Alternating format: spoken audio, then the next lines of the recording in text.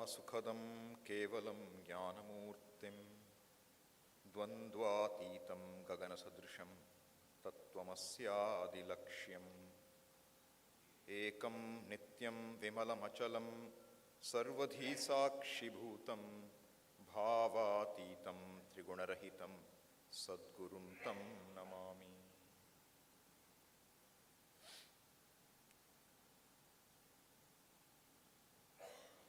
योऽन्तः प्रविश्य मम वाचम् इमां प्रसुप्तां सञ्जीवयत्यखिल शक्तिधरस्वधाम्ना अन्यान् स्वहस्तचरण श्रवणत्वगादीन् प्राणान्नमो भगवते पुरुषाय तुभ्यं। दिक्कालाद्यनवच्छिन्न अनन्तचिन्मात्रमूर्तये स्वानुभूत्येकमानाय नमः शान्ताय तेजसे।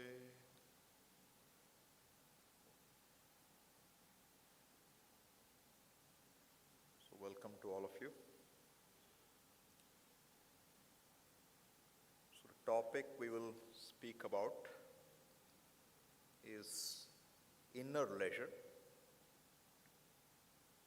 a topic which I thought Swamiji always loved to talk about. So we will begin with, what does leisure mean? What does the word leisure mean to us? So if you look into Google, what will it say? Leisure, it will say, leisure means free time, away from work, chores, or study, spent doing enjoyable chosen activities for relaxation or personal freedom, fulfillment, emphasizing freedom and choice, like reading, hobbies, sports, or just relaxing, and can also describe something casual or unhurried. So this is what the word leisure means. What do we look for? Do we look for leisure in life or no? What do we normally look for? We work a week looking for what? The Sunday or the weekend. You work for an year for what? So you can have a vacation. You work your whole life for what? So you can enjoy a retirement. And what do people do at retirement now? What will you look for at that time? Will you look for something else? What do we do? Is leisure an end in itself? What is the purpose of leisure? That free time, for what? Why do I want free time? If you examine, it's really leisure. The word leisure has become something which is opposed to work. So you hear the phrase commonly, work-life balance. Have you heard that? Work-life balance. So is life separate from work? Or is life part of work? Is work part of life? What is this work-life business? Work has become very important. So important that it takes a big chunk of our life. In 1940s, the word workaholic was coined. What does workaholic mean? What does alcoholic mean? See, workaholic has come from two words, work and alcoholic. What does alcoholic mean? A person who cannot be without alcohol. It's essentially a compulsion. A person cannot live without alcohol, and therefore that person is called an alcoholic. And if you ask him, why don't you give up alcohol? What will he say? I can give it up anytime. There is no problem. Giving up alcohol is very, very easy for me.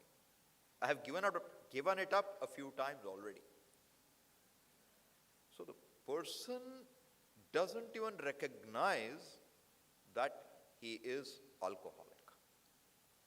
What does alcohol do to us?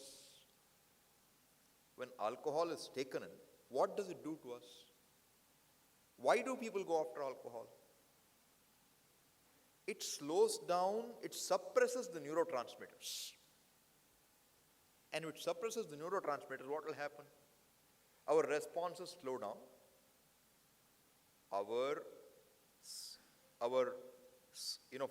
The kind of feelings we have, the inhibitions get inhibited. And when the inhibitions get inhibited, you don't know what you're doing. And therefore, you are not feeling very conscious of yourself. You're able to do whatever you like in public and get away with it. Get away with it from your own mind's perspective. That's what alcohol does. What do drugs do? Cocaine, fentanyl now being talked about by Trump. What does that do? They do a slightly different thing. They make your mind more active. They give you a dopamine injection, I believe. So then what happens again? You feel you're happy. And people have tried both together. Because one will make you active, one will slow you down. So you drink and you don't even know you're drinking. Why all this happens? I'm saying, if this is how these are, where is workaholic going to come? Is work something that inhibits my feelings? Is work something that makes me feel good? Or is work an escape from myself? The word leisure has become generally, now you talk of leisure as an industry. Leisure is not, in British English it's leisure. If you talk American English, it is leisure. That word itself, you should feel it. Leisure means you can be relaxed. Don't do anything. If you can do nothing, that is leisure. But what is work? Work is more to do.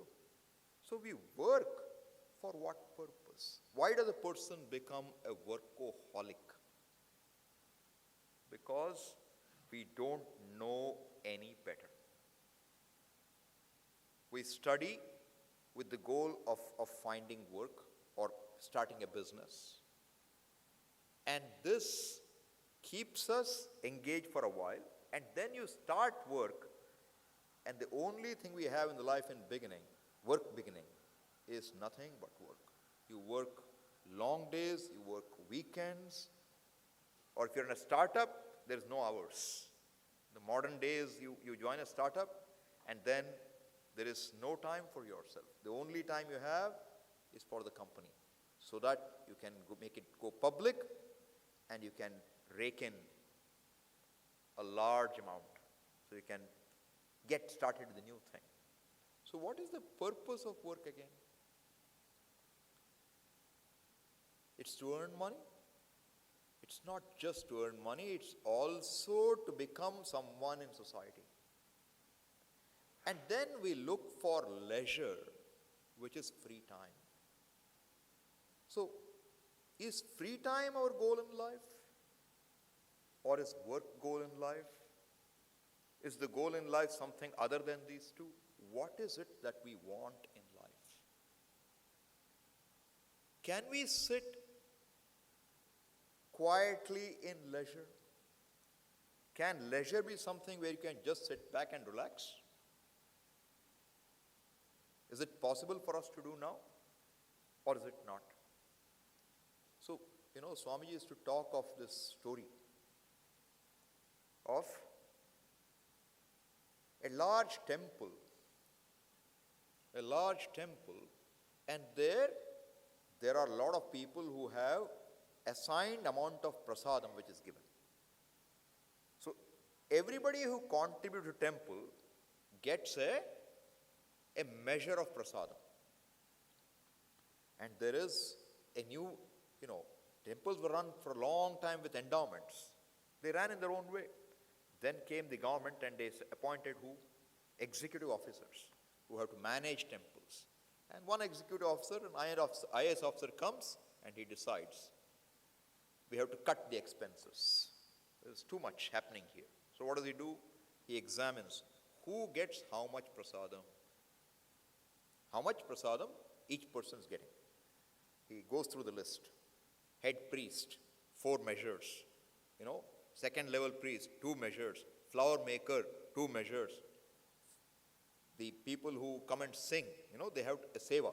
One has to come and play an instrument or sing. For him, 1 measure. Family of people who take care of the facility, 4 measures. Like this is the whole list. And then he saw one, which says, simply sitting Swami, 1 measure. So now the EO is out on a cost-cutting trip. What does he do?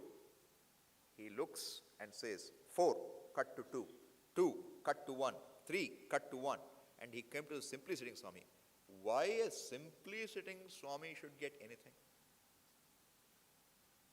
Simply sitting Swami, for simply sitting we're paying him, we're giving him something, prasadam. So he said, cancel. Cancel his name from the list. The next day the person, Swami, is there. And when his turn came to get the prasadam, he was told, sorry, your name has been struck off the rolls. You don't get any prasadam. Why? Why don't I get prasadam? Because the EO said, for simply sitting, you don't get anything. Swami said, this is not fair. He said, talk to the EO. So he went to the EO, executive officer, and presented his case. Why am I being denied? Why should we give you anything for simply sitting? So he said, are you ready? You can sit one day? EO said, no problem. I'll sit down. So then the next day, EO comes, Swami also comes, and they both sit. Then EO finds somebody comes, he starts talking. Hey, don't talk. Am I talking? Simply sit. Don't talk. The fellow talks. He has to stop now. Now, after a while, he starts, scratching his back. So the Swami says, why are you scratching your back? Sit simply. Am I scratching anything? Just sit quietly. Few minutes, he starts to look at his watch. He has to sit till the afternoon at least. He looks at the watch. Why are you looking at the watch again and again? Simply sit. Then the fellow closes his eyes, opens his eyes. He's trying to do something. Why are you doing that? Don't do anything. Simply sit. After a while, what did EO say? He said, okay, pa. He got up. He went and told the fellows. Simply sitting Swami gave him 2 measures. Because simply sitting is not easy. To sit simply is not at all easy. So the leisure that we normally talk about is the leisure of time. It's the leisure of time. How long do you have nothing to do or do whatever you like to do? So a leisure business is what? Now it's Christmas vacation. All the retreats near Anekatti are running full. Because there's so much business to do, leisure business. You go to a retreat center, you go to some games, you go traveling. So what do you do in the leisure? You find another activity. And in that activity again you're busy. And when you come back after New Year, you probably need a break from that. Because you worked so hard for your vacation. So what is it that we really want? If we examine, even through a leisure, what are we looking for? We are looking for something where we are comfortable being ourselves. Is that not true? When we say we want a vacation from what? Vacation from whom? Vacation from the displeased me. I'm hoping that something I will be comfortable doing. I'm just trying to find the comfortable self somewhere in the world. through an activity, through some situation. This is what we are trying to do. And a human being, you examine again, as society progressed, machines came, industrial revolution happened. How much leisure was it supposed to create for us? The clothing which was done by hand went to mills. And people who were doing things with their hand lost their jobs. And the mills could generate so much of fabric in no time. The British flooded our country with that. And what did that do for us? It gave us leisure. We got faster transport, gave us leisure. You got airplanes, gave us leisure. Where is the leisure in our life? Is the leisure really there for us? Or we are still busy to find some. Now take the latest one, artificial intelligence. What does it do for you? Does it create leisure or not? What could be done by a person in days can now be done in hours or minutes. And people are getting laid off left, right, and center. Why? Because artificial intelligence can replace people. So where does that leisure go? Where does it go? We've all grown up with increasing leisure in that sense. Technology gives us leisure, but where does that leisure go? Do we use leisure? Or do we look for something else to do in that leisure? What exactly are we looking for? That is why I chose the topic inner leisure. Inner leisure means what? Outer is what you see in the world. Inner is that which is inner to the senses. Inner in the sense, can I relax with myself? Can I be comfortable being myself? Can I accept myself as I am? That's the question. You all came here. What kind of traffic do we come through? Busy traffic. When you see the traffic, are you comfortable driving? Or are you not? Someone told me the other day, the traffic is so much now, and people overtake from left and right. They're not supposed to overtake from the left, but they overtake from the left. And the person gets stressed. And they said, I came from Delhi. I was in Delhi for 30 years. And there, we didn't have this problem. People don't overtake from the left. And the person has a stress being on the road. Another person says, when we go, the person always finds it hard to see, why people drive the way they do. So what do? You roll down your window, and then what do you tell someone? Ghar mein bol ke aaya hai kya? Have you told everybody at home? Solit bandaya, wait la. Means, have you reported that you're going to not come back? Means what? If the fellow doesn't drive well, I can't be at ease. Nothing to do with me. The whole road has to conform to my likes and dislikes. People who honk horns are a problem for me because I'm used to people not honking horns elsewhere. So I say, why does everybody honk here? And why do you have this bullock cart and a car on the same street? Why do we have the highways going through villages and towns? Why don't we have, nice ramps for exit? Why? Why is all this required? Because I can't handle the traffic. Right? Am I comfortable on the road? I'm not comfortable on the road. Am I comfortable on a plane? You are on a plane. And now people say, now planes have become like bus, worse than a bus. All kinds of people come. Earlier, at least, you had a good plane ride. You could take on a plane and you would feel comfortable that people around you were also very cultured. Now what? Now, every fellow comes there. One fellow in lungi will also come and he will sit next to you. You have no choice. And what do you feel again? not at home, not at ease. Wherever we go, the same person goes. What is the leisure I have? Inner leisure, which means, can I be at home where I am? Stress is a common problem. What is stress? Nowadays, stress-related diseases are very common. Heart diseases are stress-related. What is stress? Stress is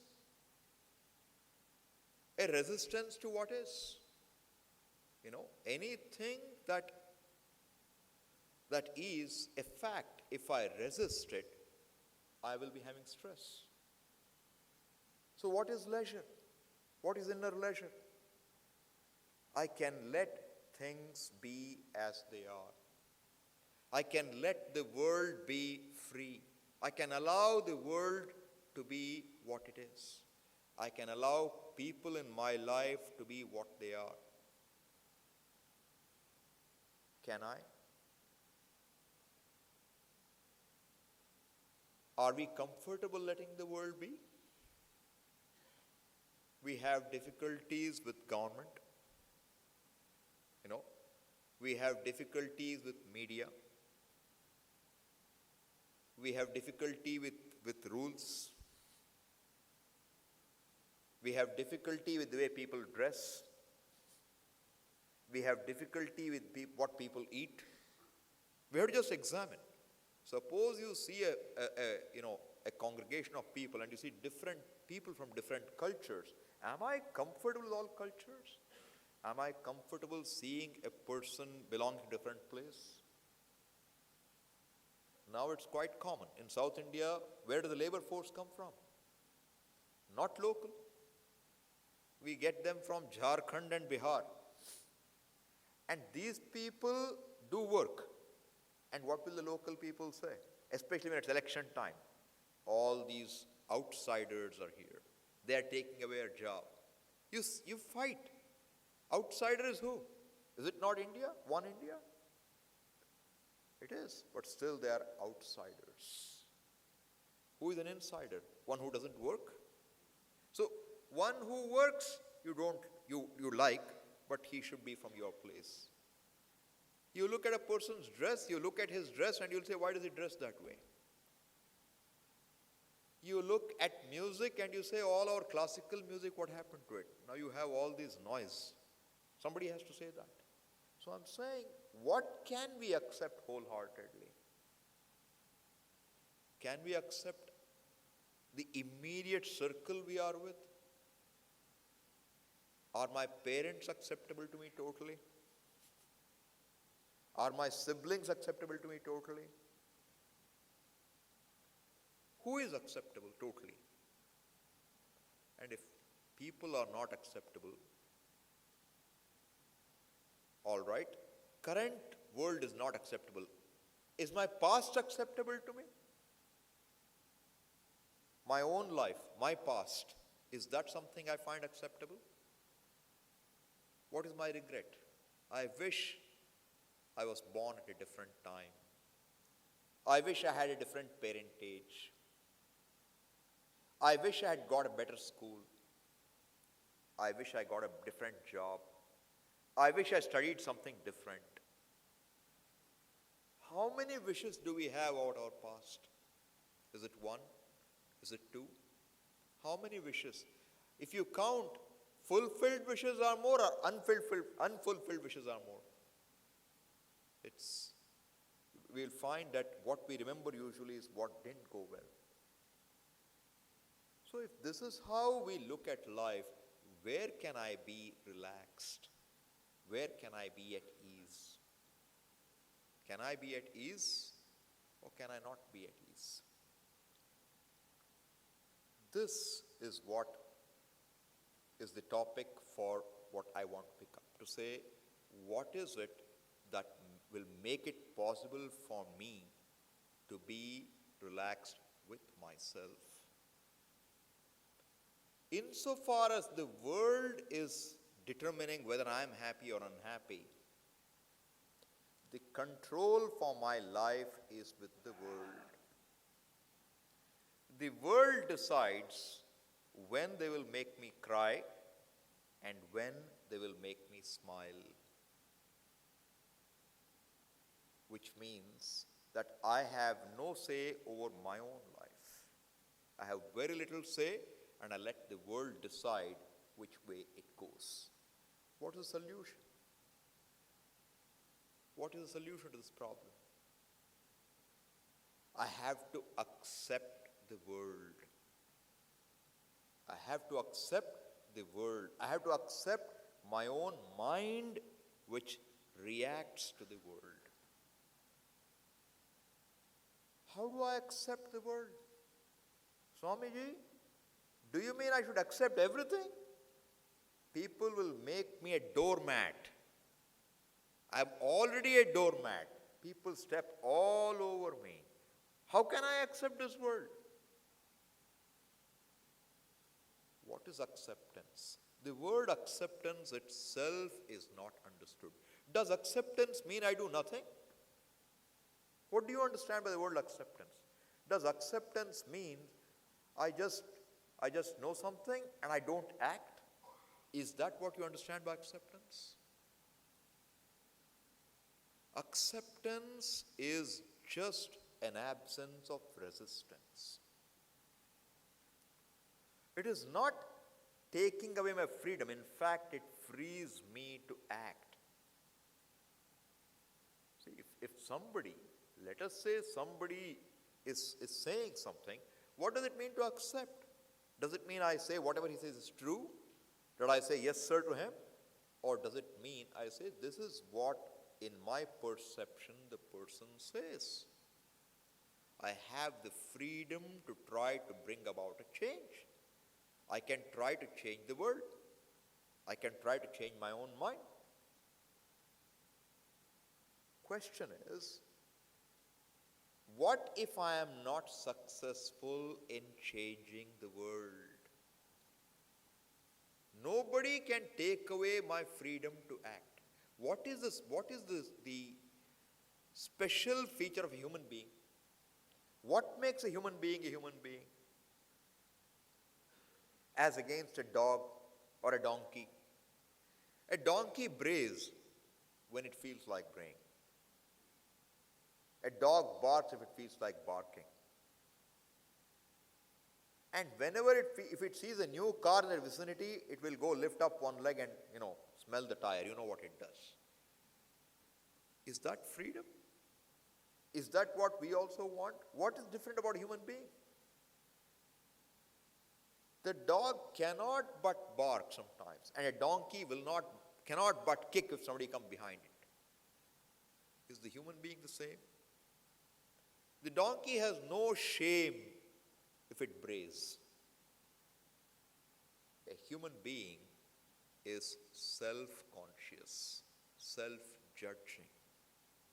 And this human being cannot accept himself or herself as he or she is. This is one side of the equation. The human being has a total freedom to choose. The freedom is limitless. At the same time, this possibility of judging oneself is equally there. So what does a human being do? A human being judges himself and decides, I am not good enough. Based on what? Based on what his mind tells him. And what my mind tells me, what does it depend upon?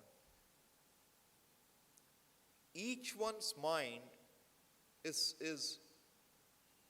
the mind, the way it is because of our own past. What we have been in the past, what kind of life we have lived in the past, determines what kind of a mind I have today. If my mind has been used to a certain value system,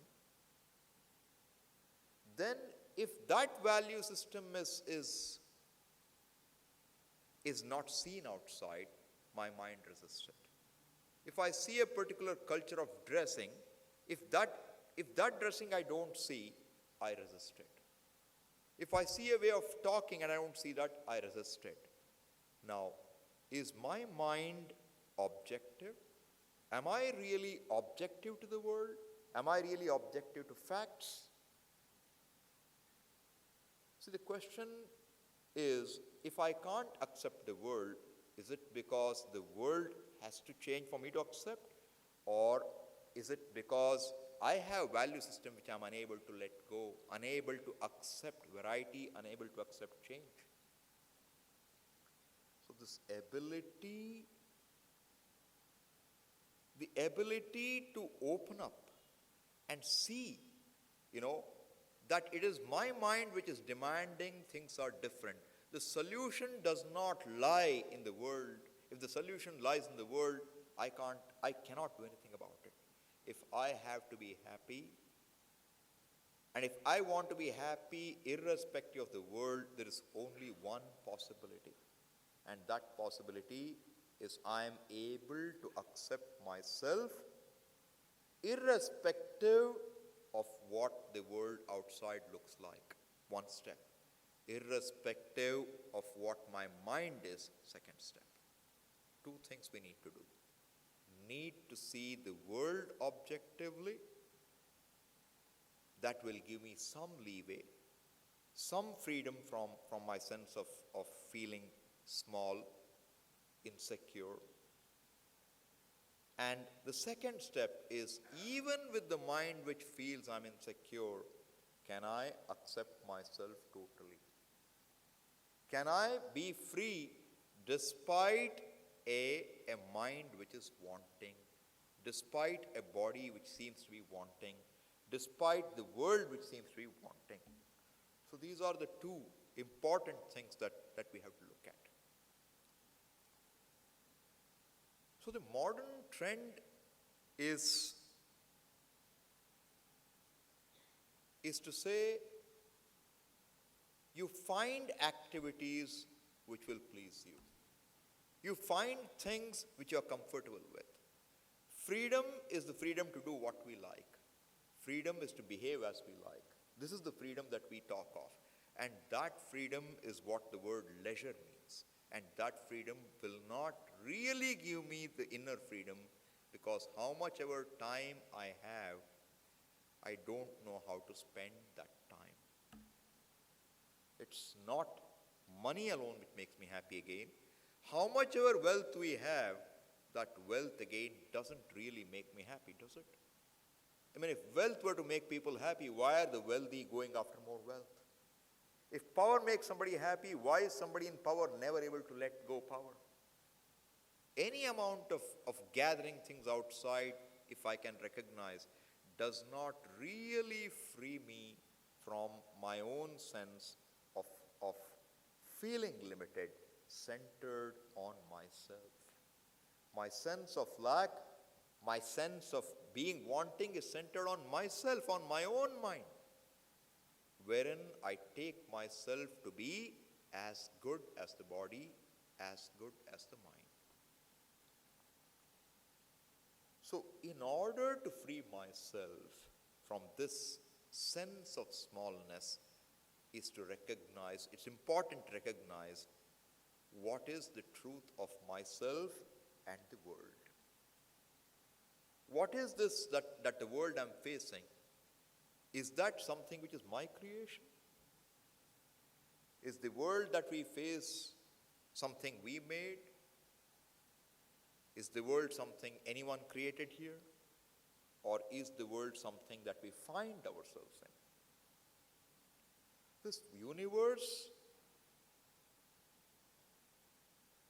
does it have a cause? Does anything in the world have a cause or not? Everything in the world we see is caused. There is nothing in the world which you can say has no cause, no reason to be. Any given thing you take, it has a cause. And if you look at that cause, that has a further cause. Now, what is it that is the cause of everything there is? Did any human being create the earth? Did any human being create the space? Did any human being create the stars, the galaxies? Do they have a cause? Where did everything come from? We need to recognize that the world we are living in, including this body, including this mind, is given. And there is a giver. There is a cause for all that is here, and that cause is what we call as Ishvara, as what we call as the Lord. And that cause, if we recognize, what is my relationship with the total? Am I an isolated individual, or am I related to the total? What is my relationship with the total? If I can recognize this relationship, the relationship that I am playing a role. I am playing a role. What do I mean by a role? To one person, you are a father. Another person calls you a grandfather. A third person calls you a brother. A fourth person calls you a friend. A fifth person calls you a boss. Which of them are you? Are you the boss all the time? Are you the father all the time? Are you the grandfather all the time? Which of these are you?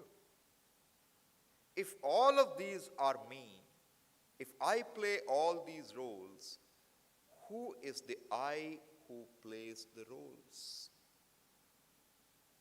Is there one person, or are there 5 people? If I am a father, is the father separate from the grandfather that I am?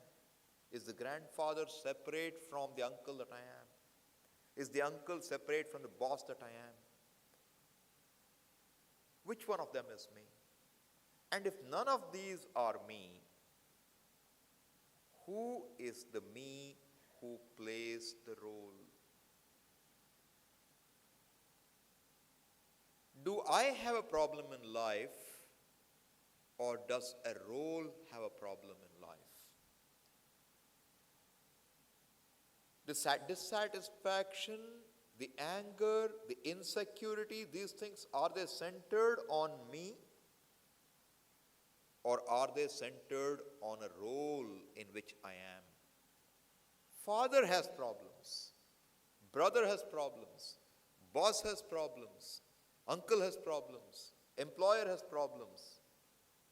Prime Minister, if you are, Prime Minister has bigger problems. You know. Army or general, you have a problem. Which role doesn't have a problem? Every role has challenges. Are they problems or are they challenges? Which role is it which is problem free? Will a change of role make me free from trouble? And do I take the problem from one role to another?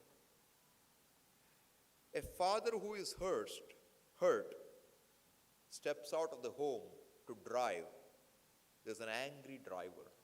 The angry driver drives and hits another car, has an accident. Why? Because the father was angry. Is there a separation between the roles? Or is there a hangover from one role to another? Unless I can see is there a space between the role and the role player? Am I a role, or am I something different from a role? If I am the role, then every problem of each role I am saddled with. There is no way I can be free from them. And if I am not the role, what is my identity apart from the role? Unless I can know myself as a role player, if I'm a role player, what is the distance between the role and the actor? You have an actor. An actor who is playing the role of, let's say, a person who is a villain in a movie. And the villain has to act in the way he has to. And he even has to receive a few blows from the hero. Does the villain get hurt by the blows? Does he take himself to be the role? Or does he enjoy being beaten up too? No. What is the distance between the role and the person who is playing the role of the villain? Is there a distance? Is there a physical distance between the person and the role? There's no physical distance. But what enables the person to play the role happily is he can see that the role is me, but I am not that role. That distance allows the person, the actor, to play any role happily. What role he plays doesn't matter. How much he is paid for it matters to him as an actor. But what role he plays just doesn't matter much to him. So far they get better opportunities to act, he'll do it. Is there a space between the roles I play and me? If there is no space, then all the roles problems belong to me. How do I find the space between me and a role? Unless I recognize the one who is playing the role. So the connection between me and the total is really unnegatable, undeniable. If you imagine a wave on the ocean, a tiny wave on the ocean. This wave, if it has a human mind, what does it think? It thinks, I am a tiny wave. I'm a small wave, and this wave is buffeted by other waves. It has a very short life. It's born before it dies. It feels insignificant. It feels small. And it says, this ocean is huge. There are so many other waves bigger than me. And each wave is threatening me. I wish I were a larger wave. I wish I was born at a different time. I wish I had a longer life. What would I tell the wave?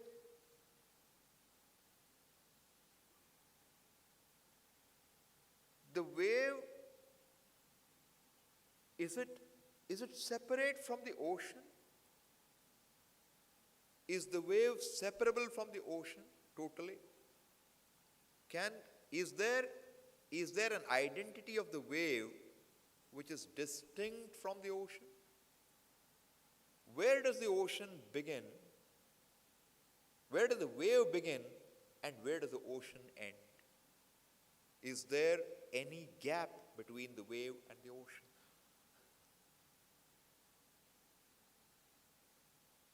If we can't see a gap, how do we say where does the wave begin? Does the wave have an identity apart from the ocean? If it stands apart, then we can do something to the wave, perhaps. But when the wave and the ocean are one whole, and the wave thinks I am different from the ocean, the wave is bound to feel small, bound to feel limited.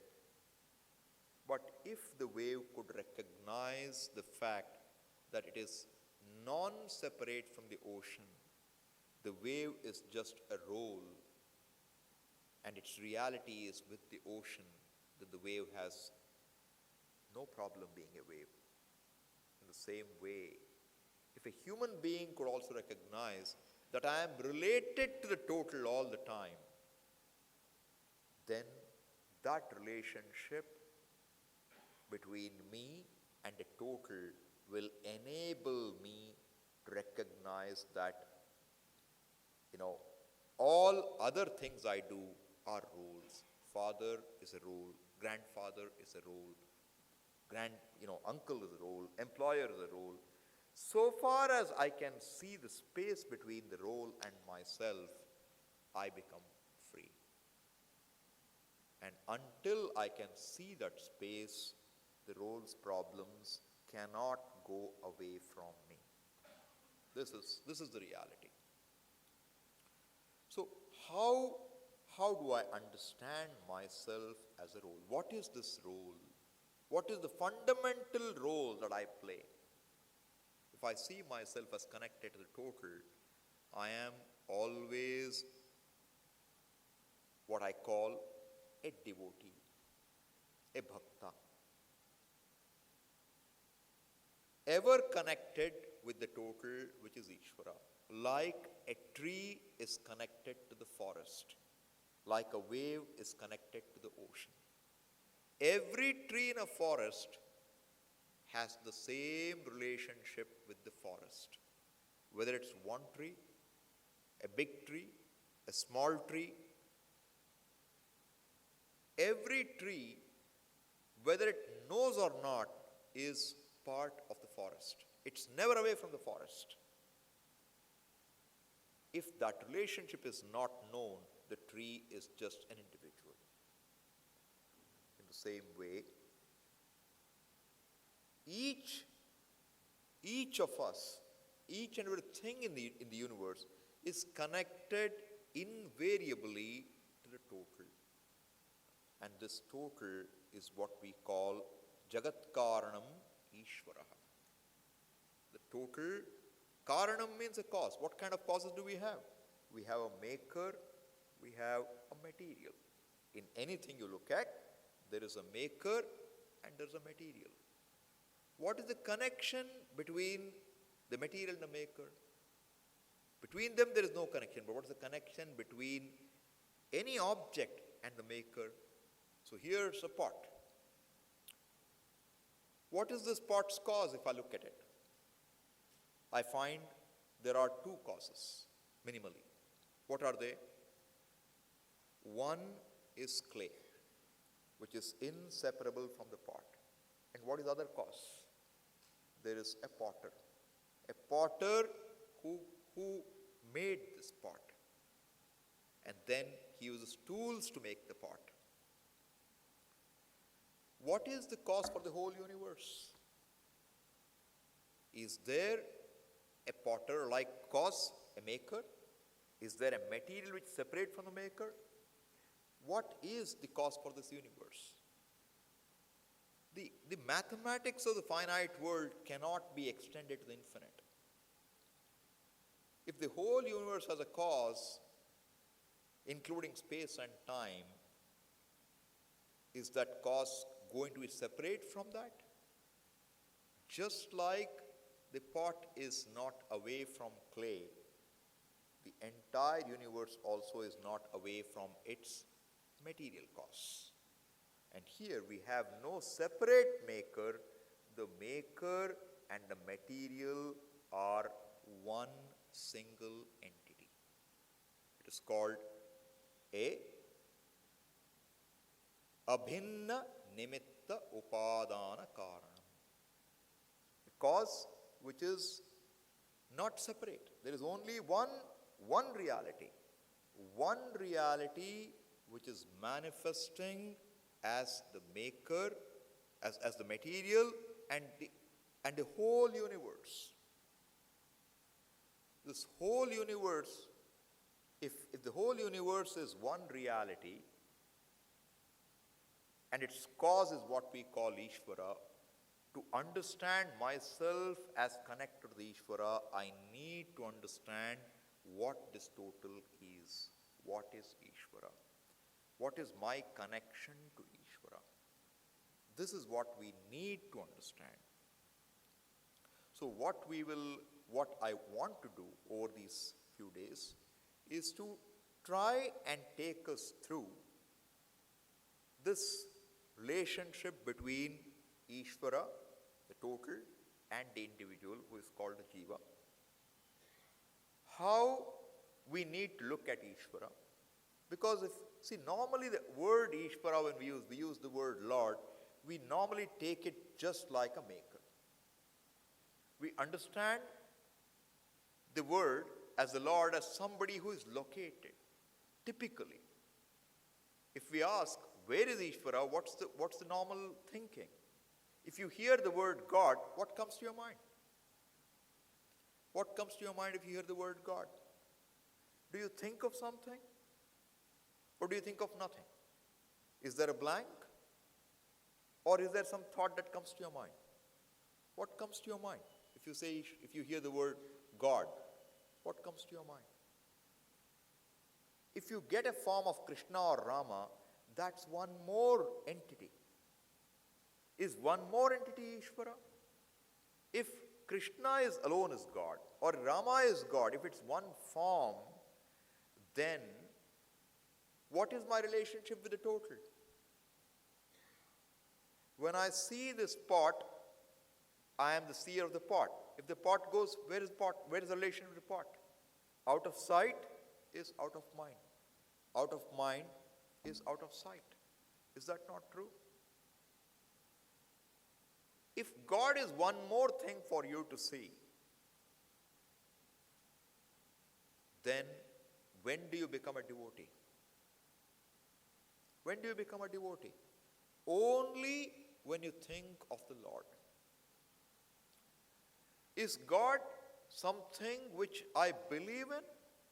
Is God a matter for belief? Or is God a matter to be understood?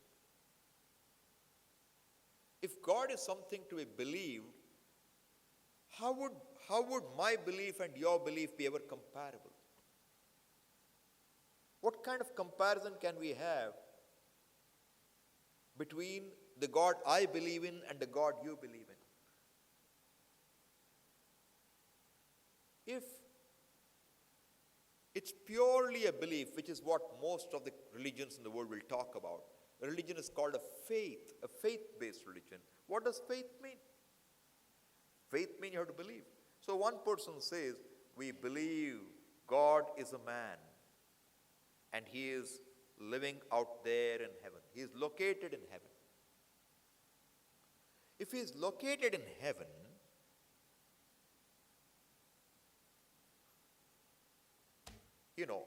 where was he who made heaven?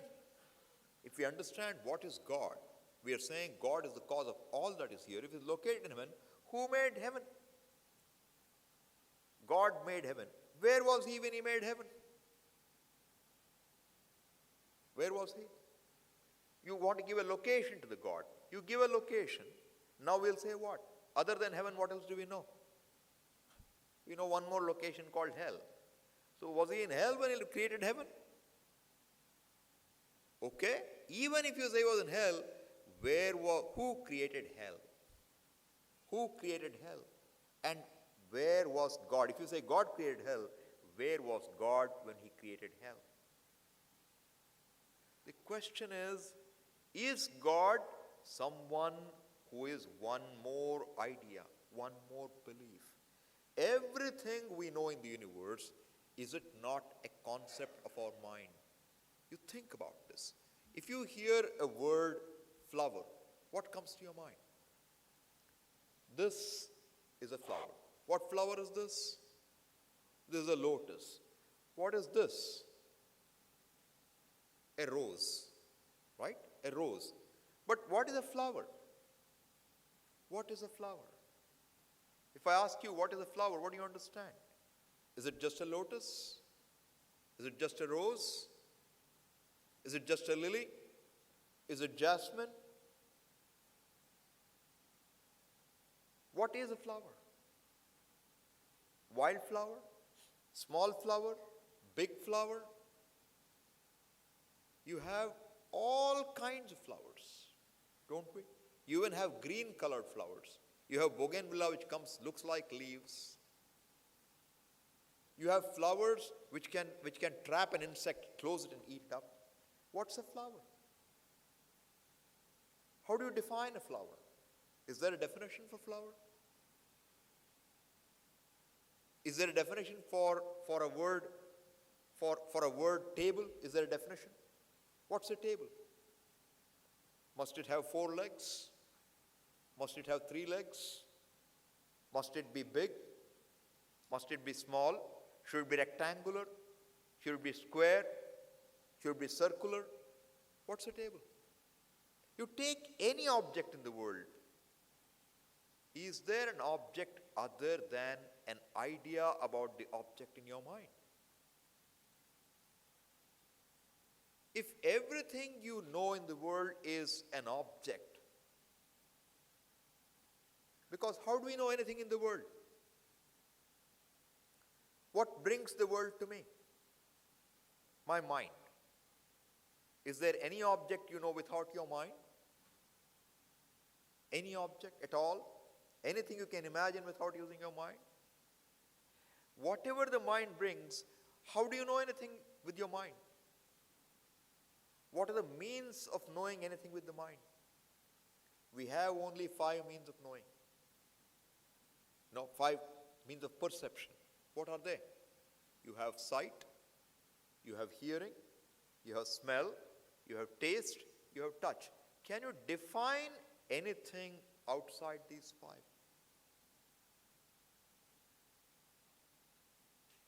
You look at the flower. How do you define it? You will talk in terms of its color, its pink. You can talk in terms of its fragrance.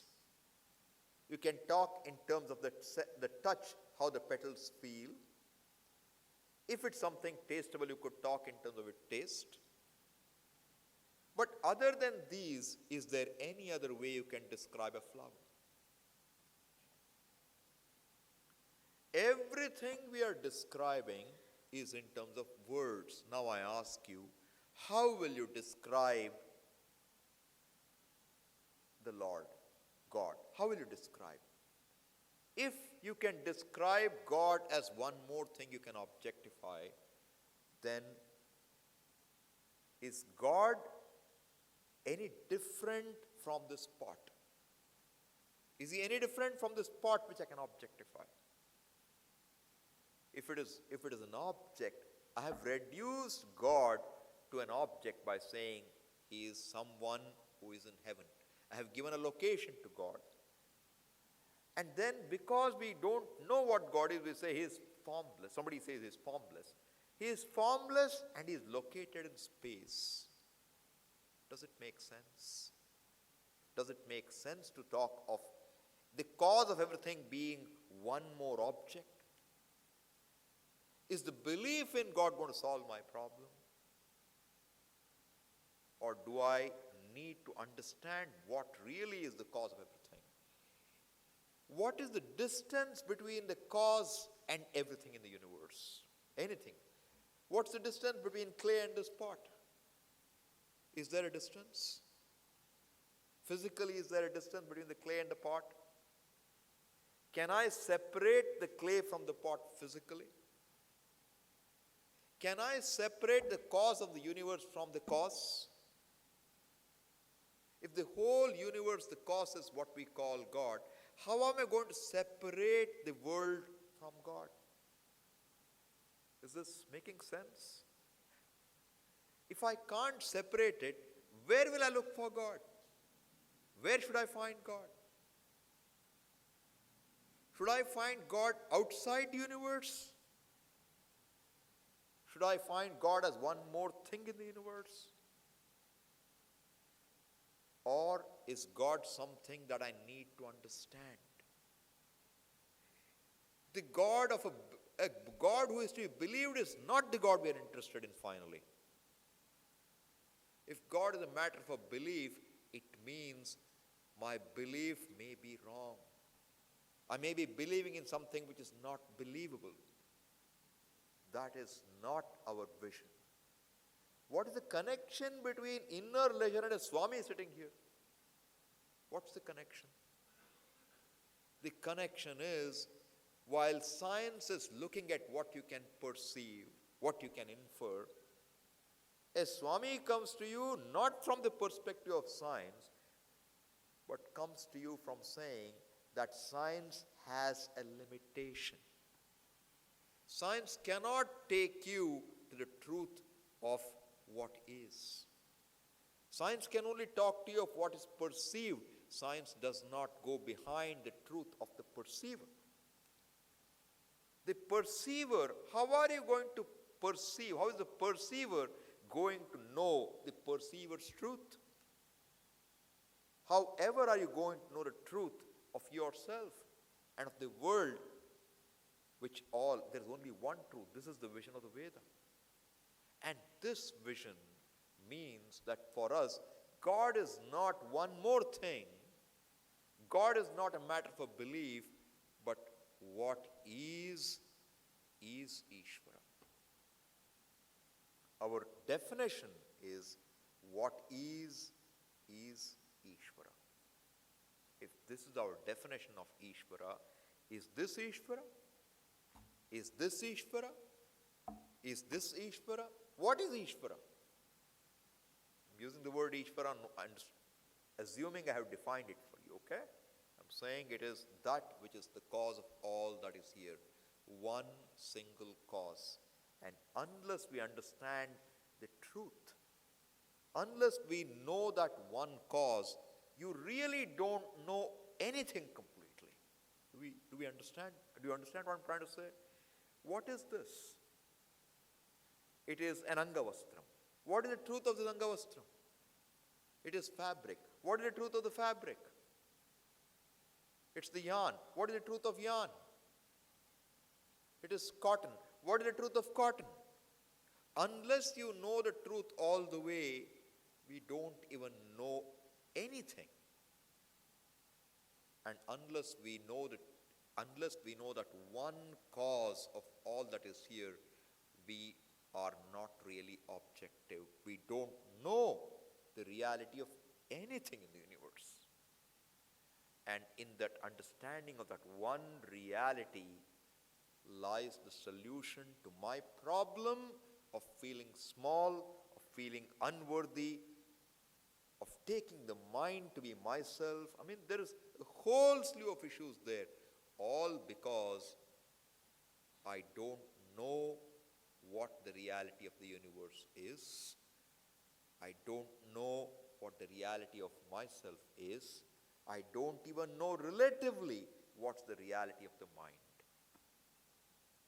This is where we will travel over the next few days so we can understand what the realities are, because the problem is not a problem of psychology.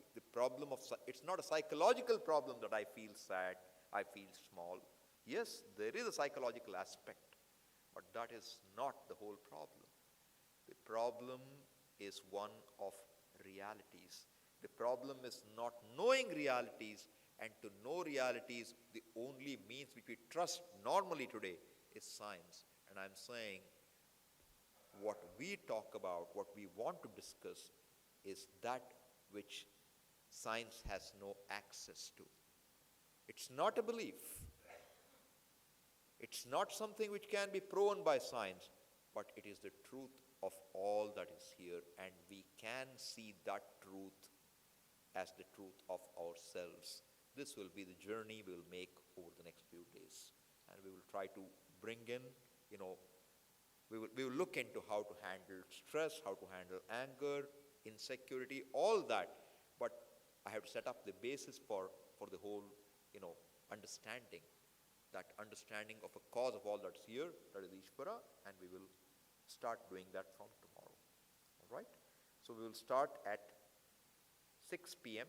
tomorrow. I'll see you at 6 p.m. tomorrow in the evening. Om Purnamadav Purnamidam Purnat Purnamudachyate Purnasya Purnamadaya Purnameva Vashishyate. Om Shanti Shanti Shanti. Harihi Om Shri Gurubhyo Namaha. Harihi Om.